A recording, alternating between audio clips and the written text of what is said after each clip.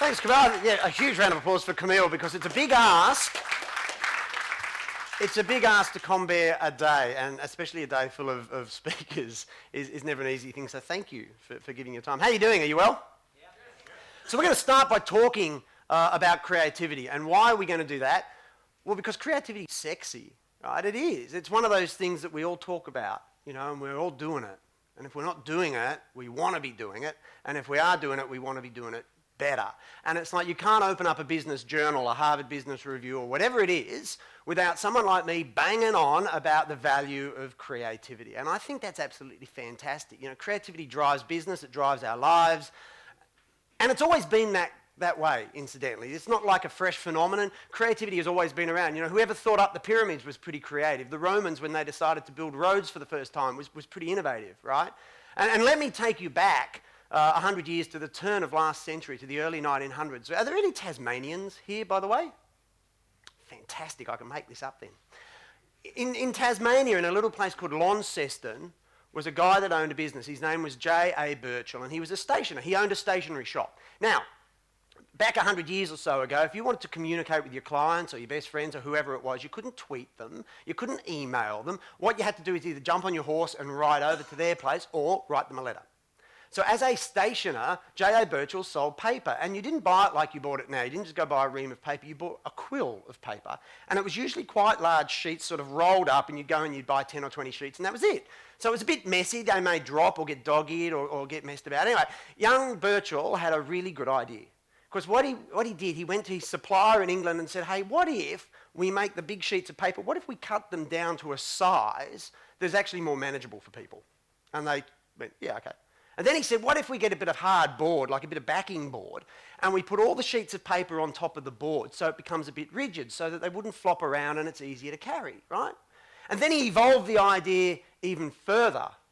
And he said, what if we just get some glue or some gum and glue the top edge of the paper together? So what you get is a pile of paper, but it's actually glued at one end. So all you do is peel it off.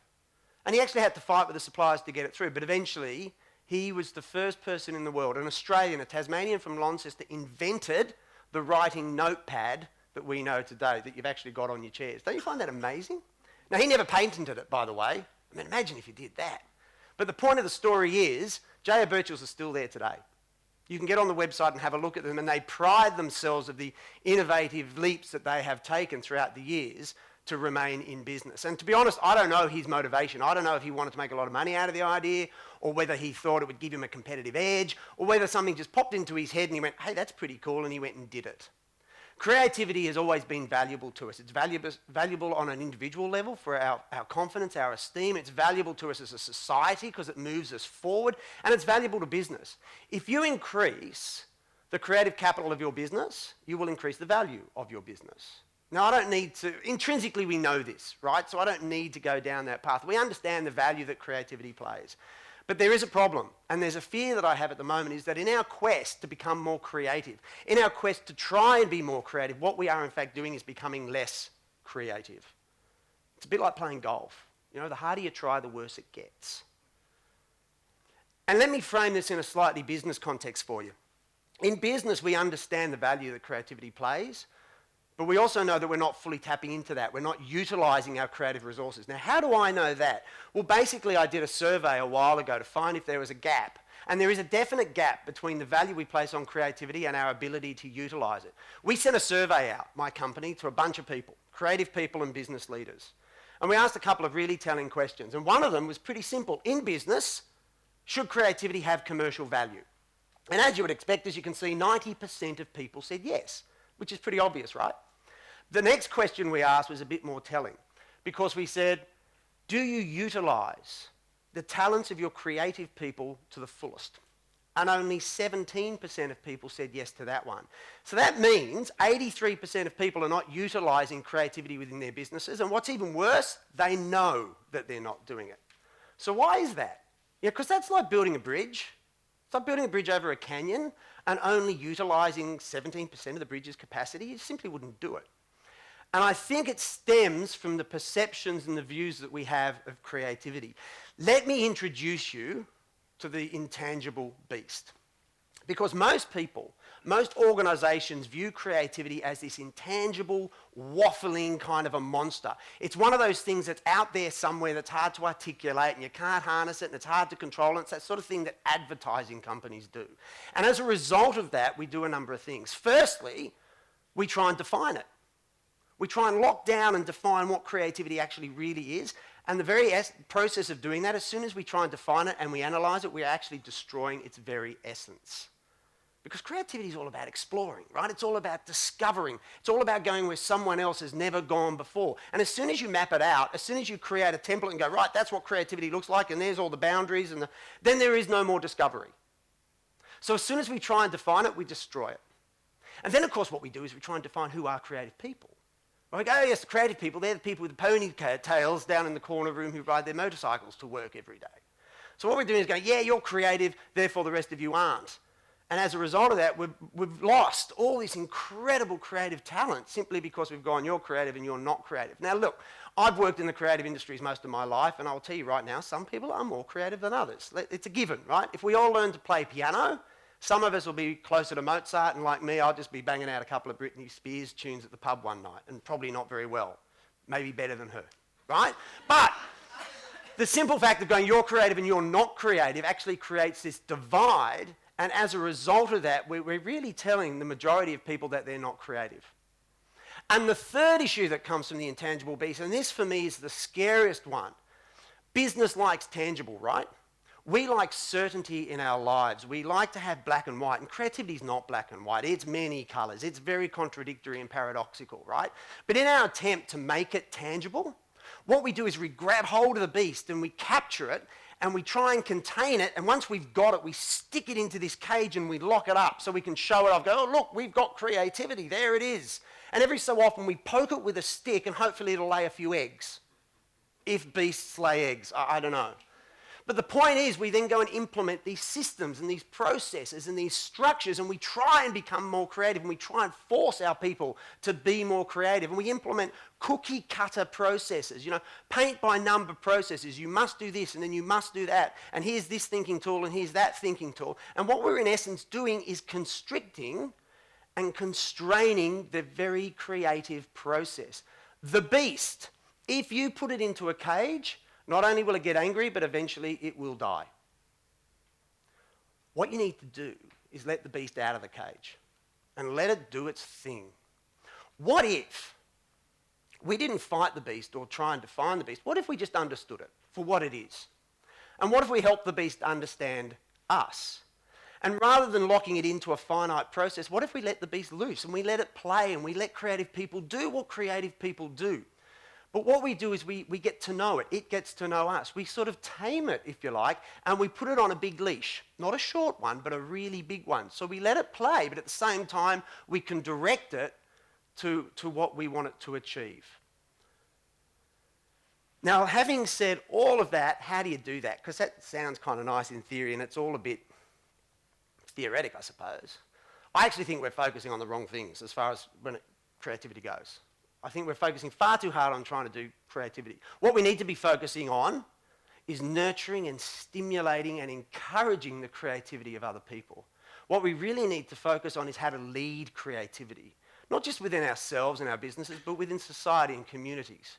And I think there's a few things we need to understand in order to do that. The first one is the very style of leadership. And by leadership, look, the old school of leadership is dead when it comes to creativity. You know, this old sort of like traipsing through the jungle with your blunderbuss and your machete, and it's like, righto, folks, follow me, and everyone follows behind you, right? Because you're the leader, they're the follower, that's how it is. No questions, let's go this way. That won't work with creativity.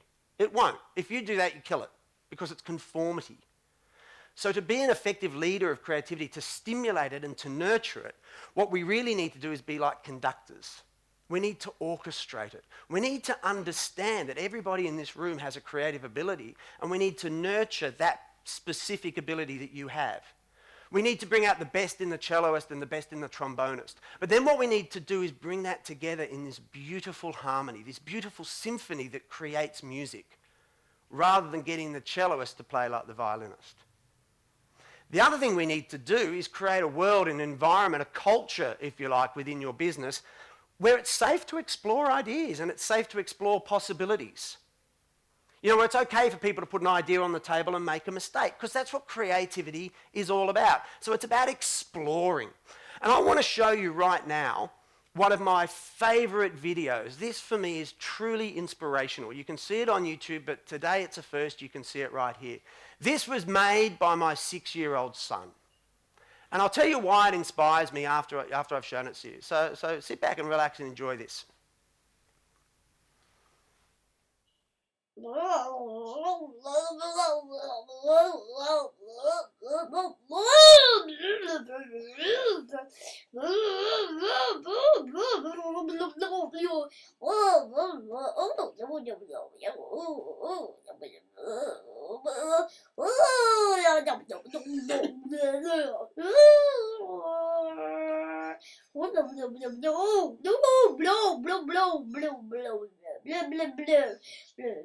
That I do not eat.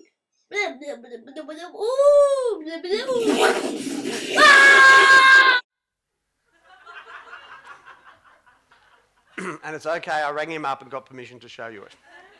Now look, let me tell you why that inspires me so much, because it's not so much the video content itself. I mean, it's cute, right? But I went to film school for a while and I look at that and go, that's not the point. The reason that inspires me so much is that he just did it on his own bat without any help.